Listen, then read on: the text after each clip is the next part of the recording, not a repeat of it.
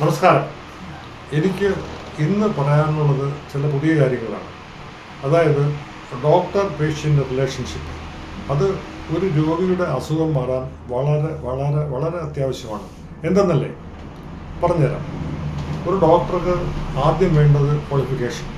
അത് കഴിഞ്ഞാൽ വേണ്ടത് തീർച്ചയായിട്ടും സിമ്പതി ആൻഡ് എമ്പതി. ഒരു പേഷ്യൻ്റ് വന്നു കഴിഞ്ഞാൽ ആ പേഷ്യൻറ്റിൻ്റെ അസുഖം മാറ്റണമെന്നുള്ള ആത്മാർത്ഥമായ വിചാരം നമുക്കുണ്ടാകണം. അത് കഴിഞ്ഞാൽ അങ്ങനെ ഒരു വിചാരം നമ്മുടെ മനസ്സിലുള്ളതായിട്ട് പേഷ്യൻ്റ് മനസ്സിലാക്കണം. എങ്കിൽ മാത്രമേ നമ്മൾ ഉദ്ദേശിക്കുന്ന ഗുണം കിട്ടുകയുള്ളൂ. അത് കഴിഞ്ഞ് ഒരു ഡോക്ടർക്ക് തീർച്ചയായിട്ടും ഡോക്ടറുടെ അറിവ് എല്ലാ കാര്യങ്ങളിലും എല്ലാവർക്കും അറിവുണ്ടാകണമെന്നില്ലല്ലോ. ഒരു പേഷ്യൻറ്റിനെ പറ്റിയോ അസുഖത്തെ പറ്റിയോ സംശയം ഉണ്ടാകുമ്പോൾ മറ്റൊരു ഡോക്ടറെ കോൺടാക്റ്റ് ചെയ്യാൻ ഒരിക്കലും വൈമനസ്യം കാണിക്കരുത്. പിന്നെ അത് കഴിഞ്ഞ് ടെസ്റ്റുകൾ എഴുതുമ്പോൾ തീർച്ചയായിട്ടും നമ്മൾ അത്യാവശ്യമുള്ള അല്ലെങ്കിൽ ആവശ്യമുള്ള ടെസ്റ്റുകൾ മാത്രം എഴുതുക. പിന്നെ അത് കഴിഞ്ഞ് മണി മേക്കിംഗ്, അതായത് പൈസ ഉണ്ടാക്കാനുള്ള ഒരു താല്പര്യം മാത്രം പോരാ.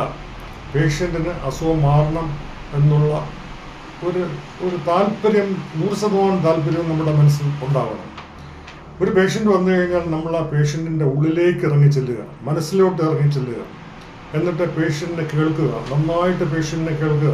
നന്നായിട്ട് പേഷ്യൻറ്റിനെ കേട്ട് കഴിഞ്ഞു എന്ന് പേഷ്യൻറ്റിന് മനസ്സിലാകുമ്പോൾ തന്നെ 50% അസുഖം മാറിക്കിട്ടുന്നു. ഇത് എല്ലാവരും ശ്രദ്ധിക്കുമല്ലോ. നമസ്കാരം.